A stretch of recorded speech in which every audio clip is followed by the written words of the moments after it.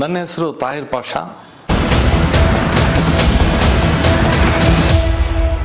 MBS ಕುಟುಂಬದವನು. M Abdul Rafiq Saab ಎರಡನೇ ಮಗ ನಾನು. ಈಗ ನಾನು ನನ್ನ ಲೈಫ್ ಜೀವನ ಮಾಡ್ತಾ ಇರೋದು ನಮ್ಮ ಮಿಸ್ಸಸ್ಸಿಂದ. ನನಗೆ ಏನಿಲ್ಲ ದುಡಿಯೋಕ್ಕೆ. ನನಗೆ ಜೀವ ಬೆದರಿಕೆ ಇದೆ. ಅಬ್ರಾರಿಂದ, ತನ್ವೀರ್ ಅಸೋಸಿಯೇಟ್ಸಿಂದ. ನಮ್ಮ ತನ್ವೀರ್ ಪಾಷಾ ಬರ್ಕೊಂಡಿದ್ದಾನಿಲ್ಲ ಆಸ್ತಿ ಪೂರ್ತಿ. ಅದರಲ್ಲಿ ನನಗೆ 50% ಮಾತ್ರ ನಾನು ಕೇಳ್ತಾ ಇರೋದು. 100% ನನಗೆ ಬೇಕಾಗಿಲ್ಲ. ನಮ್ಮ ತಂದೆಗೆ ನೋಡ್ಲಿಕ್ಕೆ ನನಗೆ ತುಂಬ ಆಸೆ ಇದೆ. ತಂದೆಗೆ ನೋಡೋಕ್ಕೆ ನನಗೆ ಬಿಡ್ತಾ ಇಲ್ಲ ನಮ್ಮಣ್ಣ. ನಮ್ಮ ಆಸ್ತಿಯಲ್ಲಿ ನನಗೆ ಅರ್ಧ ಭಾಗ ನನಗೆ ಕೊಡಕ್ಕೆ ಬಿಡ್ತಾ ಇಲ್ಲ ನಮ್ಮಣ್ಣ.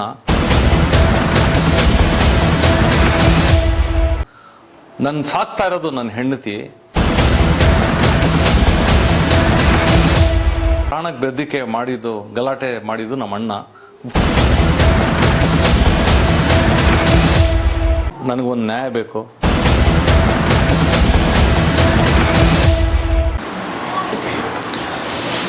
ಎಲ್ರಿಗೂ ನಮಸ್ಕಾರ.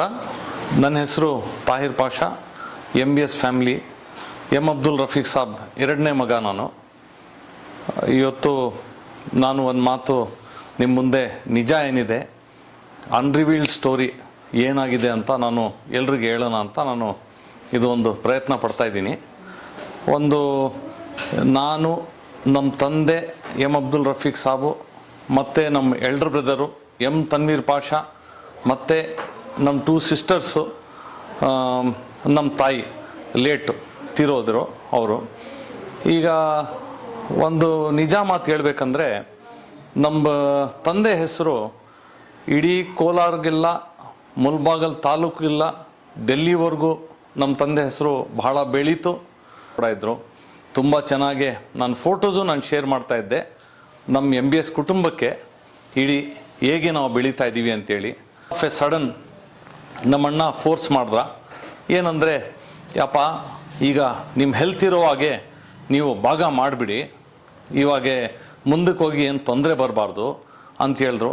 ನಮ್ಮ ತಂದೆ 4 ಜನಗೆ ಕರೆದ್ರು. ನಮ್ಮ 2 ಸಿಸ್ಟರ್ಸ್ಗೆ, 2 ಬ್ರದರ್ಸ್ಗೆ ಕರೆದು ನಮ್ಮ ಏನಂದ್ರು ಅಂದರೆ, ಏನಿಲ್ಲ, ಒಂದು ಬಸ್ ಇದೆ, ಪರ್ಮಿಟ್ಟು ಮತ್ತು ಮನೆ ಇದೆ, ಇದು 50-50 ನೀನು ಮಾಡ್ಕೋ ಅಂತ ಹೇಳಿದ್ರು. ನಾನೇನು ಹೇಳಿದೆ ಅದಕ್ಕೆ, ಇರಲಿ, ಫಸ್ಟ್ ನೀವು ಹೆಲ್ತ್ ಸ್ವಲ್ಪ ಸೆಟಲ್ ಮಾಡ್ಕೊಳ್ಳಿ, ಏನು ಅರ್ಜೆಂಟ್ ಇಲ್ಲ, ಇವಾಗ ನೀವು ಭಾಗ ಮಾಡ್ಲಿಕ್ಕೆ ಟೈಮ್ ಇಲ್ಲ, ನಾವೆಲ್ಲ ನಿಮ್ಮ ಮಗನೇ, ಯಾರು ಆಧಾರ್ ಕಾರ್ಡ್ ಹಾಕ್ಕೊಂಬಿಟ್ಟು ನಾನು ರಫೀಕ್ ಸಾಬ್ ಮಗ ಅಂತ ದೂರಕ್ಕೆ ಆಗೋದಿಲ್ಲ, ನಿಮ್ಮ ಹೆಸರು ಕೂಡ ಚೆನ್ನಾಗಿದೆ, ನೀವು ಇರೋವರೆಗೂ ಇದು ನಡೀತಾ ಇರಲಿ, ಅದಾದಮೇಲೆ 50-50 ಆರಾಮಾಗಿ ಬರುತ್ತಂದರೆ ಕೂಡ ಮತ್ತೆ ಮಾಡೋಣ ಅಂಥೇಳಿ. ಆ ಟೈಮಲ್ಲಿ ಬರ್ತಾ ನಮ್ಮ ತಂದೆಗೆ ಸ್ವಲ್ಪ ಫರ್ಗೆಟಿಂಗ್ ಹ್ಯಾಬಿಟ್ ಇತ್ತು. ಈಗ ಮಾತಾಡೋದು ಒಂದು ಸ್ವಲ್ಪ ಹೊತ್ತಿಗೆ ಅವರು ಮರೀತಾರೆ. ಅಂಥ ಸಿಚುವೇಷನಲ್ಲಿ ನಮ್ಮಣ್ಣ ಏನಂದರು, ಇವಾಗ ಹೇಳ್ತಾ ಇದ್ದಾರೆ ಮಾಡಿಸ್ಕೊಳ್ಳೋಣ. ನಾನು ಸರಿ ಮಾಡ್ತಾರಂದರೆ ಮಾಡಲಿ, ನಾನು ಏನು ಆಸೆ ಪಟ್ಟಿಲ್ಲ, ನನಗೆ ಬಸ್ಸೇ ಬೇಕು, ನನಗೆ ಮನೆಯೇ ಬೇಕು ಅಂತೇಳಿ. ಅಣ್ಣ ಹೇಳಿದೆ, ಸರಿ ಮಾಡ್ತಾರೆ ಮಾಡಲಿ ಅಂತೇಳಿ ಡಿಸ್ಕಷನ್ ಮಾಡೋಣ ಅಂದರೆ 50-50 ಅಂದರೆ ಎಸ್ 50-50ನೇ ಮಾಡ್ಕೊಳ್ಳೋಣ, ಹೋಗೋಣ ಅಂಥೇಳಿ ಮಾಡಿದ್ರು. ಡಾಕ್ಯುಮೆಂಟ್ಸ್ ಎಲ್ಲ ತೊಗೊಬಂದರು, ಸೈನ್ ಮಾಡಿದ್ರು. ಸೈನ್ ಮಾಡಿಬಿಟ್ಟು ಬಸ್ಸು ಪರ್ಮಿಟ್ಗೆ 3 months ಆಗೋ ಟೈಮು ಸಡನ್ನಾಗೆ ಒಂದು 3 days ಇಲ್ಲ 4 days ಇದು ಪರ್ಮಿಟ್ಗೆ ಸ್ಟ್ಯಾಂಪ್ ಪೇಪರ್ ತೊಗೊಂಡ್ರು. 7th, 8th ಮತ್ತೆ ನೋಟ್ರಿ ಮಾಡ್ಕೊಂಬಿಟ್ರು. 9th ಆಲ್ರೆಡಿ ರೆಡಿ ಮಾಡ್ಕೊಂಡಿದ್ದಾರೆ. ಮಾಡಿಬಿಟ್ಟು 8th ನಾನು ಅಲ್ಲೇ ಇದ್ದೆ. ನಮ್ಮ ಮಿಸ್ಸಸ್ಸು ಬೆಳಗ್ಗೆ ಬಂದಿದ್ದು 5 ಗಂಟೆಗೆ, ಆಫ್ಟರ್ ಅಲ್ಲ ಕೂಗಾಯ್ತು ಮೇಲೆ ಬಂದಿದ್ದ ತಕ್ಷಣ 6 o'clock ಬೆಳಗ್ಗೆ ನಮ್ಮಣ್ಣ ನೋಡಿದ್ರೆ, ನಾನೇನು ಮಾಡಲಿಲ್ಲ, ನಿಮ್ಮ ತಂದೆನೇ ಕರೆದಿದ್ದು, ನಿಮ್ಮ ತಂದೆ ಅಂತಾರೆ, ನಮ್ಮ ತಂದೆ ಅಂತ ಹೇಳಿಲ್ಲ, ಅಲ್ಲೇ ನೋಡಿ ಈ ಥರ ಇದೆ ಅಂಥೇಳಿ. ಏನಾಯ್ತಂದರೆ, ಒಬ್ಬ ಕುಡ್ಕೊಂಬಂದಿದ್ದ ಅಬ್ರಾರ್ ಅಂತ, ನಾನು ಕ್ಲಿಯರಾಗಿ ಹೇಳ್ತೀನಿ, ಮುಲ್ಬಾಗಲ್ಲು ರೌಡಿ ಲಿಸ್ಟರ್ ಅವನು, ಒಂದು ಕೇಸಿಗೆ ಅಡ್ಡಾನು ಬಂದಿದ್ದ ಅವನು ಬಂದ್ಬಿಟ್ಟು ನಮ್ಮ ತಂದೆಗೆ ಏನಾಯಿತು ಅಂದರೆ ಮಾತಾಡೋಕ್ಕೆ ಹೋಗೋಣ ಅಂದರೆ ಇದು ವಿಷ. ಅವರು ನಮ್ಮ ತಂದೆಗೆ ಮಾತಾಡ್ತಾ ಇದ್ದೆ, ದೂರ ಬಿಟ್ಟು ಕುಡ್ಕೊಬಿಟ್ಟು ಮಾತಾಡ್ತಾ, ನಿಮ್ಮ ತಂದೆ ನನಗೆ ಕರೆದಿದ್ದು, ನೀನು ಡಿಸ್ಟರ್ಬ್ ಮಾಡ್ತಾ ಇದೀಯಾ? ನಾನು ಹೇಳಿದೆ, ನಾನು ತಂದೆ ಮಗ ನಾವು ಮಾತಾಡ್ತಾ ಇದ್ದೀವಿ, ವಿಷ. ಇಷ್ಟು ಜನ ಬಂದಿದ್ರಲ್ಲ, ಇರಲಿ ಬರಲಿ, MBS ಕುಟುಂಬದವ್ರು ಸತ್ತೋಗ್ಬಿಟ್ಟಿದಾರಾ? ನಮ್ಮ ತಂದೆಗೆ ಯಾರು ಇಲ್ವಾ? ನಮ್ಮ ತಾಯಿಗೆ ಯಾರು ಇಲ್ವಾ? ನಮ್ಗೆ ಯಾರು ಇಲ್ವಾ? ಇಷ್ಟು ಜನ ಬಂದ್ರಲ್ಲ, ಯಾರು ಅಷ್ಟು ಬಂದಿದ್ರು, 50 ಮೆಂಬರ್ಸು, 100 ಮೆಂಬರ್ಸು, 150 ಮೆಂಬರ್ಸ್ ಬಂದರು, ನೋಡಿದ್ರು. ನಾನು ಹೇಳೋದೇನೆಂದರೆ, ಪಬ್ಲಿಕ್ ಬರ್ತಾರೆ, ಮನೆ ಒಳಗಡೆ ದೂರಿದ್ದೀರಾ, ನಡೀತಾ ದೂರದಾದ್ಮೇಲೆ ತಂದೆ ಹೆಸರು ಎಷ್ಟಿದೆ? ಇಡೀ ಮುಲ್ಬಾಗಲ್ ತಾಲೂಕು ಮಾತಾಡೋಣ, ಕೋಲಾರ ಬೇಕಾಗಿಲ್ಲ ನಮಗೆ. ಬಂದ ಮೇಲೆ ಅಬ್ರಾರ್ ಬಂದ್ಬಿಟ್ಟು ನಮ್ಮ ತಾಯಿಗೆ, ನನ್ನ ಹೆಂಡತಿಗೆ, ನಮ್ಮ ಅತ್ತಿಗೆ, ನಮ್ಮ ಅಕ್ಕಗೆ ನಿಮಗೆಲ್ಲ ಖರಾಬ್ ಮಾಡ್ತೀನಿ ಅಂತ ತುಂಬ ಓಪನ್ ಆಗಿ ಮಾತಾಡ್ದ. ಪ್ಯಾಂಟ್ ಕೂಡ ಬಿಚ್ಚ, ಇಷ್ಟು ದೊಡ್ಡ ಕಡ್ಡಿ ಕೂಡ ಎತ್ಕೊಂಡ್ಬಿಟ್ಟು ಇಲ್ಲೇ ನಿನಗೆ ಸಾಯಿಸ್ತೀನಿ ಮುಳ್ಬಾಗಲ್ ಒಳಗಡೆ ದೂರಿದ್ರೆ ಅಂತೇಳಿ ವಾರ್ನಿಂಗ್ ಕೊಟ್ಟ ನನಗೆ. ಎಲ್ಲರೂ ನನಗೆ ಸಮಾಧಾನ ಮಾಡಿಸ್ತಾ ಇದ್ದಾರೆ. ಸಮಾಧಾನ ಮಾಡಬೇಕಾಗಿದ್ದು ಆಪೋಸಿಟ್ ಅವನಿಗೆ, ನನಗೆ ಸಮಾಧಾನ ಮಾಡಿ ನನಗೆ ಹೇಳ್ತಾರೆ, ನೀನು ಫಸ್ಟ್ ಇಲ್ಲಿಂದ ಪ್ಯಾಕಿಂಗ್ ಮಾಡ್ಕೊಂಡು ಹೋಗು. ಅಲ್ಲ, ನಮ್ಮ ಮಿಸ್ಸಸ್ ವಕೀಲರು 2022 ಇಂದ ನಮ್ಮ ಜರ್ನಿ ತುಂಬ ಚೆನ್ನಾಗಿದೆ, ನಂದು ನಮ್ಮ ತಂದೆದು. ಇದು 9th ಮಾರ್ನಿಂಗಲ್ಲಿ 1 ನೈಟಲ್ಲಿ ಮಾಡ್ಕೊತೀನ ನಾನು. ಆ ಬಸ್ಸು, ಆ ಪರ್ಮಿಟ್ಟು, ಈ ಮನೆ ನಾನು ಮಾಡ್ಕೊತೀನ? ಒಂದು ಪೇಪರ್ ಇದ್ರೆ ಡಾಕ್ಯುಮೆಂಟ್ ನೀವು ತೋರಿಸ್ರಿ, ನಾನು ತಲೆ ಬಗ್ಸ್ತೀನಿ, ನಾನು ಬರ್ಕೊಡ್ತೀನಿ ಬೇಕಂದ್ರೆ, ನನಗೇನು ಬೇಡ ಅಂತೇಳಿ. ಅವರು ಕೂಡ ಬಂದಿದ್ರು, ಅವರು ಕೇಳಿದ್ರು, ನಾನು ಕೇಳಲಿ ಅಂತ ನಾನು ಮಾತಾಡ್ತಾ ಇದ್ದೀನಿ. ಸ್ವಲ್ಪ ಉತ್ಸಾಹಕ್ಕೆ ನನಗೆ ಟೈಮ್ ಕೊಟ್ಟಿಲ್ಲ.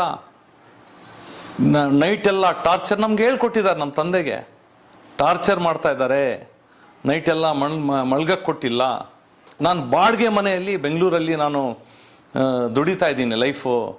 ನನಗೆ ಒಂದು ವಾಹನ ಇಲ್ಲ, ಗಾಡಿ ಕೂಡ ನನ್ನ ಮೇಲೆ ಇಲ್ಲ. ಒಂದು ಅವಮಾನ ಮಾಡಿದ್ದಾರೆ ನಮ್ಮ ತನ್ವೀರು. ನಾನು ಅಟ್ಯಾಕ್ ಮಾಡಿದ್ದೀನಿ ಆಸ್ತಿಗೋಸ್ಕರ. ಆಸ್ತಿ ಬರ್ಕೊಳ್ಳೋಕ್ಕೆ Tanveer Pasha first of all bus permit ಬೇಕು ಅಂತೇಳಿ, ಇದಕ್ಕೋಸ್ಕರ ಏನು ಮಾಡಿದ್ದಾರೆ, ಫಸ್ಟ್ ಪರ್ಮಿಟ್ ಬರಬೇಕು. ಅದೇ ದಿನ 9th ಪರ್ಮಿಟ್ ಟ್ರಾನ್ಸ್ಫರ್ಗೆ ಬೆಂಗಳೂರಲ್ಲಿ ಇಟ್ಕೊಂಡಿದ್ರು ಇವರು. 4 ಜನ ಸರ್ ನಾವು ಇರೋದು. ನಮ್ಮ 2 sister, first sister, second brother Tanveer, third sister. Sir ಮೊದಲು 1994 ಇಂದಿರಾನಗರಲ್ಲಿ ಒಂದು ಮನೆ ಕೊಟ್ಟಿದ್ರು, ಮತ್ತೆ ಬಂದ್ಬಿಟ್ಟು TT ಕಾಂಪ್ಲೆಕ್ಸ್ ಒಂದು ಕೊಟ್ಟಿದ್ರು. ಅದು ತನ್ವೀರ್ ತಾಹಿರ್ಗೆ ಕೊಟ್ಟಿದ್ರು, TT ಕಾಂಪ್ಲೆಕ್ಸ್ ಅಂತೇಳಿ. ಅದು ನಮ್ಮಣ್ಣ ಎಡ್ವರ್ಟ್ ಮಾಡಿಬಿಟ್ರು. 94 ಡಾಕ್ಯುಮೆಂಟು ಈಗ ಮಾಡಿದಾರಲ್ಲ ಮನೆಗೆ, ಅದೇ ಥರ ಡಾಕ್ಯುಮೆಂಟು ನೋಟ್ರಿ ಮಾಡಿಬಿಟ್ಟಿದ್ದಾರೆ. ಈಗ ಅದೇ ಕನ್ಫ್ಯೂಷನ್ ಮಾಡಿರೋದು. ಮನೆ ಕೂಡ ಬಂದು ಸಪ್ರೇಟ್ ಮೆಜರ್ಮೆಂಟ್ ತಗೊಂಡ್ಬಿಟ್ಟು ಮಾಡ್ಕೊಬಿಟ್ಟಿದ್ದಾರೆ. ಸರ್ ಇದು ಹೇಳ್ಬೇಕಂದ್ರೆ 100 ಎಕರೆ ಇದೆ, 100 ಎಕರೆ ಇದೆ. ಇದು ಇನ್ನೊಂದೇನಂದರೆ ಕ್ಯಾಲ್ಕುಲೇಷನ್ ಕೋರ್ಟಲ್ಲಿದೆ ಇದು. ಅದು ಬಂದ್ಬಿಟ್ಟು 100 CR ವರೆಗೂ ಇದೆ ಇದೆಲ್ಲ. ಅದೆಲ್ಲ ಬಿಟ್ಟು ಈಗ ಮಾತಾಡ್ತಾ ಇರೋದು ನಾವು ಇಂದಿರಾನಗರ ಮನೆ, TT ಕಾಂಪ್ಲೆಕ್ಸ್ ಬೆಂಗಳೂರು, ಮತ್ತೆ ತಂದೆ ವಾಸಿ ಮಾಡ್ತಾ ಇದ್ದಾರಲ್ಲ ಮನೆ, ಅದೊಂದು, ಬಸ್ ಪರ್ಮಿಟ್ ಒಂದು. ಇವಾಗ ಸ್ವಲ್ಪ ಹೊತ್ತಿಗೆ TT ಕಾಂಪ್ಲೆಕ್ಸ್ ಬಿಡೋಣ, ಇಂದಿರಾನಗರ ಮನೆಯೂ ಬಿಡೋಣ. ಅದನ್ನ ಎಕ್ಸಾಂಪಲ್ ನಾನು ಜನರಿಗೆ ಗೊತ್ತಾಗ್ಲಿ, ಏನು ನಿಜ ಏನು ಸುಳ್ಳು ಅಂತ ಗೊತ್ತಾಗ್ಲಿ ಅಂತ. ಬೇಕಂದ್ರೆ ಬರಲಿ ನಮ್ಮಣ್ಣ, ಬಂದ್ಬಿಟ್ಟು ಕ್ಯಾಮ್ರಾ ಮುಂದೆ ಡಿಬೇಟ್ ಮಾಡ್ರಿ, ಜನರಿಗೆ ಹೇಳಿ, ನಾನು ಕೊಡೋದಿಲ್ಲ ತಾಹಿರ್ ಪಾಷಾ ನಿನಗೆ ಅಂತ ಹೇಳಿ. ಯಾಕೆ ಕೊಡೋದಿಲ್ಲ ಅಂತ ಕಾರಣ ಕೊಡಲಿ. ಆಸೆ ನಿನಗೆ ಒಬ್ಬನೇ, ನನಗೆ ಇದೆ, ನಾನೇ ತಿಂತೀನಿ, ನನಗೆ ಹೆಂಡ್ತಿ ನಾನು ಕೊಡ್ತೀನಿ, ನನ್ನ ಮಕ್ಕಳು ನಾನು ಕೊಡ್ತೀನಿ, ನಾನೇ ಜೀವ ಮಾಡ್ತೀನಿ ಅಂತ ಹೇಳಿ. ಸರ್ ನನಗೆ ಫಸ್ಟ್ ಆಫ್ ಆಲ್ ಇದು ಸ್ಟಾರ್ಟಿಂಗ್ ನಡೆದಿದ್ದು ಅಂದರೆ ಇಂದಿರಾನಗರ್ 1994 ಡಾಕ್ಯುಮೆಂಟು 2006 2 pages ಮಾತ್ರ ಡಾಕ್ಯುಮೆಂಟು ಟ್ರಾನ್ಸ್ಫರ್ ಮಾಡಿಬಿಟ್ರು ಸರ್ ಅವರು. ಆ ಡಾಕ್ಯುಮೆಂಟು ತಮಗೆ ಕೊಟ್ಟಿದ್ದೀನಿ, ದಯವಿಟ್ಟು ಅದು ನೋಡಿಸಿ. ಅಲ್ಲಿಂದ ನನಗೆ ಡಿಸ್ಟರ್ಬೆನ್ಸು. ಆವಾಗ ನಡೆದಿದ್ದು ಮೋಸ. ಲೈಫ್ ಎಲ್ಲ 21 years ನನಗೆ ಮಾತಾಡಲಿಲ್ಲ ಸರ್. ನನಗೆ 2 ಸರ್ ಬೇಕಾಗಿರೋದು. ಒಂದು, ನಮ್ಮ ತಂದೆ ಫಸ್ಟು, ಅವ್ರ ಲೈಫು ಇರೋಕ್ಕೆ ಮುಂಚೆ ನನಗೆ ಓಡಾಡೋಕ್ಕೆ ಆಕ್ಸೆಸ್ ಬೇಕು. ತಂದೆ ಮನೆ ಒಳಗಡೆ ಅವನೇನಂತಾನಂದರೆ, ನಮ್ಮಣ್ಣ ನನ್ನ ಮನೆ ಇದು, CCTV ಕ್ಯಾಮ್ರಾ ಆಕ್ಸೆಸ್ ಹಾಕೊಂಡಿದ್ದಾನೆ ಮನೆ ಒಳಗಡೆ, ವಿತ್ ಕ್ಯಾಮ್ರಾ ವಿತ್ ಮೈಕ್ ಹಾಕೊಂಡಿದ್ದಾನೆ. 2 ಬಾಡಿ ಗಾರ್ಡ್ ಸಿಕ್ಕಿದ್ದಾನೆ.